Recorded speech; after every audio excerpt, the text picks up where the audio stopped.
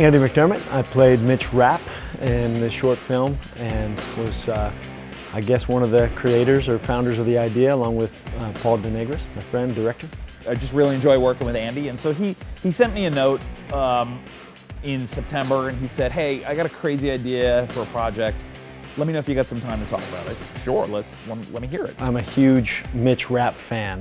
The Vince Flynn books, I've read every one. The character Mitch Rapp is a dream role. They decided to finally make one of these films called American Assassin. They cast Dylan O'Brien, a young kid, to play Mitch Rapp, which, you know, he's very popular. I think he's a good actor. Hopefully he does great in it, but to a lot of us fans, it was not really the idea of the perfect Mitch Rapp. I just had this idea, like, why don't we make a fan film, a tribute to Vince Flynn, kind of come up with our own story based on the characters in Vince Flynn's books. And before we knew it, there was 50 people involved in this project, and everybody just coming together to do their best to make a real good tribute fan film.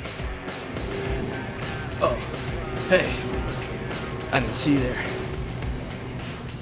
My name is Rio McDowell, secret agent. Second assistant director on Mitch Rapp. We're filming a really cool action movie here, guys. Shh, keep it on the DL. There's gonna be lots of explosions, Michael Bay stuff, you know. Lots of teeth pulling, nitty-gritty stuff. Ain't for children. Oh, wait.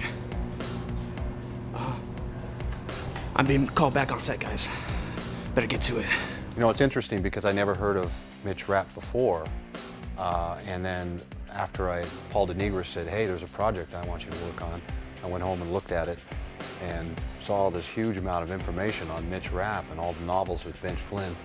And so what I did is I actually got American Assassin and started reading it and did a whole bunch of online research for Mitch Rapp. So I think this film is pretty indicative of what the stories are about. Obviously, we're going to take some latitude to do what we need to do in a short form to convey what we're trying to do with the short film. But it's pretty close. We were very conscious of the fact that the Rapp fans are real rabid fans. They're serious. They know what he can do, where he's been, what he's like. Although he's ambidextrous in the books, he's first and foremost left-handed. We were conscious of that fact. So yeah, we tried to portray the character as close to the books as possible, and then, you know, within the framework of what we wanted to achieve, obviously we took some liberties. Damon Baker. I play a role of taking hits and giving some. I died. I'm Wayne Lundy. I'm one of the goons, and I give a few swings at Mitch, and I get taken out with a couple of knife stabs. I'm Ben Edwards, and I'm also one of the goons and stuntmen, and I have a pretty good time here. I mean, I've worked before with Paul on Toppled, with him directing. He's great, super easygoing. I like to improvise a lot in terms of cinematography, like figuring things out, kind of adjusting lights as we go, and he was totally open to that idea, especially with a lot of the action scenes, which require a lot of choreographing and kind of movement around the action. So that was really fun. Mike Myers, who I worked with, was great as well. So him kind of directing both of us together, I think we achieved something really cool that I don't think many people expect with the budget that we had in terms of just an indie production. I think it feels like something that's like a Hollywood movie or what we were aiming for. Doing makeup in real time during the fight scene. It's gonna be awesome.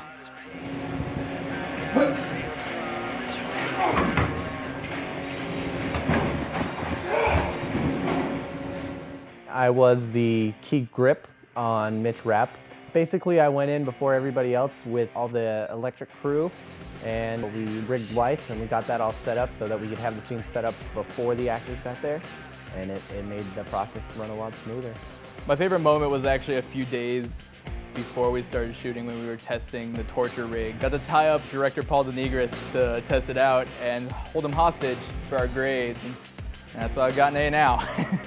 My first time being on a real set was very intimidating because of how long the hours were, but you were constantly moving the whole time, so it was all good, went by really fast. But we were all super tired by the end of it. Editing Mitch Rapp is extremely different than anything that I've edited before. I've never really edited a true action film, and editing it is extremely difficult. There's so many different takes, and there's so many different ways to edit it. It's a lot of fast cutting, so it gets pieced together very slowly, and we were running 2 cameras at once at least at all times. So when you look at a take, there's 2 sets of footage for that, and there's 5 takes for each shot, and With the fast cutting, we have to go back and forth consistently, and it's extremely different than anything that I've edited before. It's very time-consuming, very difficult to get the right pacing, but it's a lot of fun. I will say I've never been more on my feet than ever before, because having to do lighting, it was whatever the cameraman needed, I would always ask, hey, Jordan, do you need this? Do you need that? Where does this light need to go? Everything's set up, Jordan, everything's good.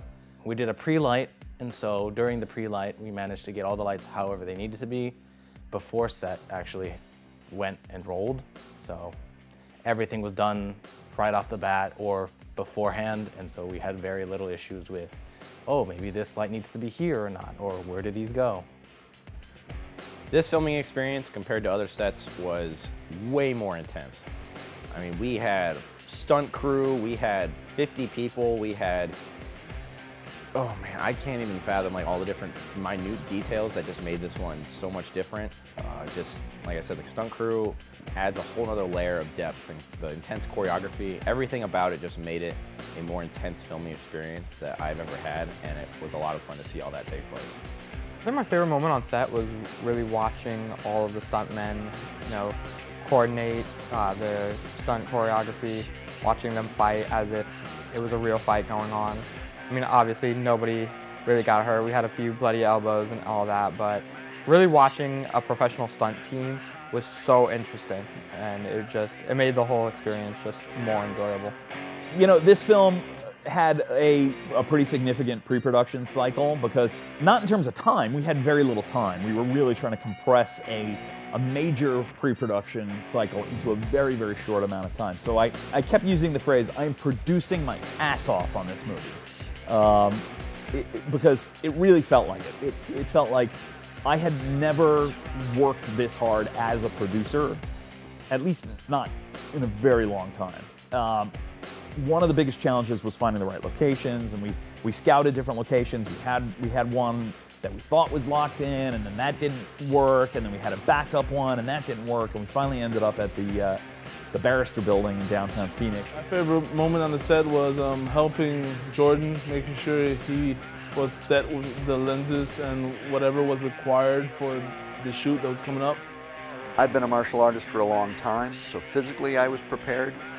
But you break it down just like you do any other scene into its elemental parts. First you go through the gross motor movements, you decide what's going to look good, what the character would do, how that character would fight. Dragovich, my character, was kind of a weasel, so he's going to be trying to stab you from behind, trying to sneak up on you. You're standing. Yeah, you need to go down your knees for the wrist. Well, let me see the position when the actual breakdown. So the wrist is already broken, knife is already out.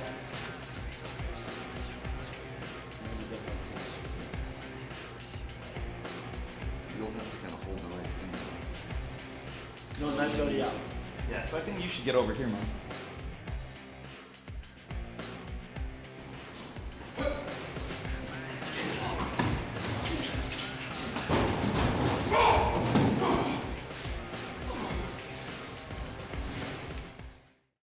Patrick, can you go over here? I need you to adjust the sensitivity. Adjust my sensitivity.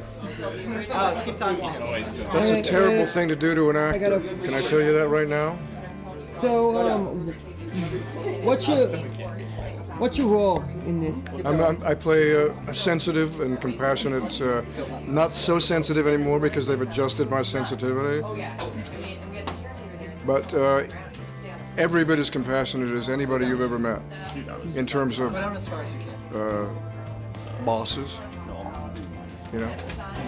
Hey, it was a good time to come out and support a friend, and I think it's going to be an excellent movie. And I can't wait to see myself on the big screen. Or small. I think it's great that everybody came together because of the love for the books, the people, everybody involved, and we're all here meeting each other and are very excited to see the finished product. It's going to be great. Great environment, everybody was professional, and just worked together very well today to get the project done. So very fluid, and especially the student staff. They were all very professional. To try to transfer the action from the way it is in the book to the film, was a challenging concept. What I did is I actually approached it from an interesting perspective that most stunt coordinators and directors don't approach it from. What I did is I took the script and the situation and I imagined what it would be like if I was Mitch Rapp. I've been trained in teaching law enforcement, military, and special operations worldwide, so I have a tremendous skill set with that I've worked on over the years. And so I looked at it from a realistic perspective and said, okay, if you're going into this situation and these many people attack you with this type of thing, how are you going to react and how are you going to, you know, for real. And then we ended up taking that reality as I was working with the stuntmen and turning it into something that was, I'd have to call it theatrical reality. You know, I embellished what would be a real fight with these people with firearms and knives and guns and turned it into something that could be more stylized for the screen. It starts out a little rough but fun, learn some basics about reactions and then get into a lot more detailed stuff as things move and completely switch it up as the story needs to be on set. Right, the key is to make Andy, the character of Mitch, look the best we can make him look. So learning how to carry our weapons properly and to fall properly is very key. I'm also a huge Marvel fanatic, and anybody who knows me knows I go crazy for the Marvel movies and Marvel TV shows. When Daredevil hit Netflix, I ate that up, man. The martial arts they do for that show, particularly whenever it's Daredevil versus, you know, a dozen guys in a hallway, love that stuff. So I said to Briscoe and I said to Andy, if we're gonna do this, I want this to be our Marvel audition. I want this to be the thing that makes people go, oh, okay, these guys can play in that kind of universe, that echelon of production. So we said, let's do a hallway fight that rivals Daredevil. My favorite moment on set was when one of the stuntmen were being interviewed by Beaver, and me and Luis were dancing right behind him.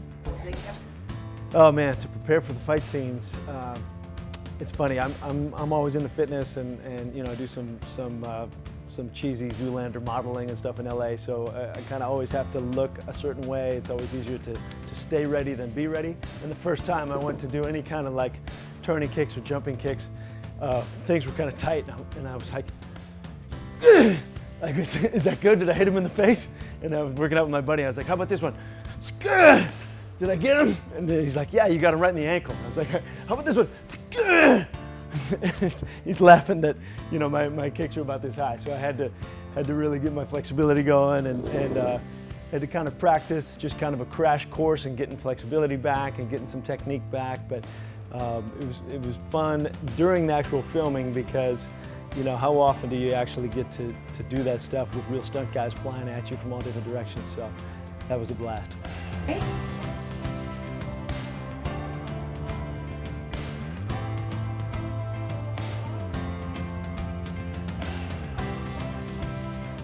My favorite moment on set is when I was told that I was going to be second assist cameraman. I was really excited.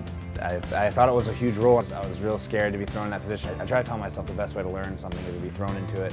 And I got a chance to assist Jordan switching out lenses and stuff like that. Paul let me actually, you know, shoot the final shot that we did at the school, so that was exciting. I mean, it's really hard to mess up because it was just a still shot, but it was still a great thing. You know, Paul was okay with me being behind camera on such an important project. It makes me feel good. It makes me feel like I'm doing my job right and just being there and, you know, throwing myself out there and things like that. This movie was harder than I expected in terms of everything on the pre-production side, everything to get it in motion. I really have a newfound respect for action filmmakers, for people who do this as a steady diet, okay? Particularly for big franchises, for, you know, for your diehards and your Marvel movies and your Transformers movies. Those teams, they must work their asses off, and that's why those movies have, you know, armies of people that make them and cost millions of dollars, because action filmmaking is freaking hard. It's hard leading up to it, it's hard on the day, and then it's hard in post, you know, just getting all the little pieces to fit together and make sure that the action makes sense and it's got energy, it feels connected, and it feels like, you know, guys are actually hitting each other and the hits feel solid and the action feels comprehensible, you know, knowing when to go in for a close shot for intensity or go out to a wide shot to be able to understand the action. Cutting action is like a completely new film language. It's completely different than just cutting dialogue. mention that there's something serious we need to talk about. All right, sounds good. Yeah. It's Ben's birthday.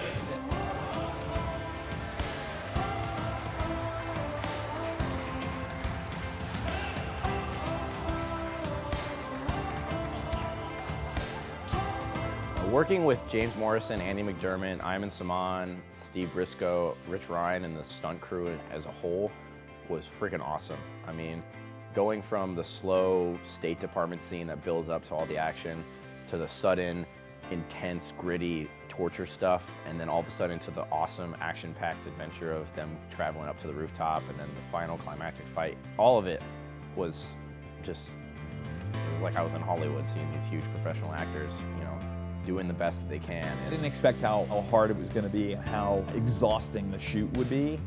There was a point when we were on the roof on the second day, and we ended up going, I don't know, 2 or 3 hours over on the second day. There was a point when we were on the roof and I was just like, I'm so tired, I'm having an out-of-body experience. I felt like my aura was just drifting out of my physical shell because my body was so tired that I couldn't hold on to it anymore. And it was just like, I don't even know. I got in the car and I drove home and I laid in bed and I just went, I don't even know what we shot. I hope it turns out. Because I literally couldn't remember a single shot that we had shot on the roof. I was that tired. I'd have to say my favorite moment on set was probably when at the end, when we're on the rooftop, we were shooting a shot of Andy and Iman. We're kind of doing a long take and it was getting more cathartic because we're towards the end of the shoot and almost finished. And Paul ducks into frame and then there's kind of a big family moment where they all hug each other and then Paul gets his head snapped and it's all fun and violent and cool. But it was really nice just to see like the kind of the family that had been built up over just the 2 days that we shot. We were already so close, I guess, as a production team. It was a big love fest at the end. Like everybody, I think, had a great time, and I think all my students that were on the shoot had a great time. A number of the people who were new to a UAT set commented. They said, I can't believe these guys are all students. I can't believe that this is not a professional crew. And 2, the comment was, this isn't just a crew, this is like a family. You guys are such an amazing team, and this is just such an amazing group of people that you have around you. And I said, yeah, they're my students. They're pretty damn awesome. I'm pretty lucky, you know. It was a hard movie to make, but this was the right team to make it.